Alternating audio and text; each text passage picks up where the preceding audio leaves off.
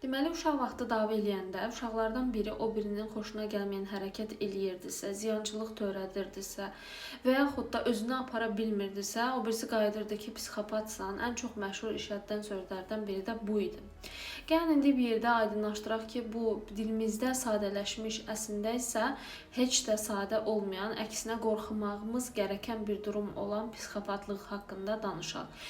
Belə ki, ötən videoda asosialla antisosialın fərqini dedim. Bu videoda isə antisosialla psixopatın fərqini deyəcəm. Deməli, antisosiallar dedik ki, tez özündən çıxan, gürlayan, davakar, qayda, qanuna tabi olmayan tip insanlardır. Empatiyaları çox zəifdir, amma yenə də hardasa olsa var. Amma psixopatlar qorxulu tiplərdir. Bu insanlar empatiya yoxsunudur. Yəni bunların empatiyada iştirak edən beyin hissəsi funksiya göstərmir. Bu bilirsiniz nə deməkdir? Bu deməkdir ki, psixopatlar cinayətkar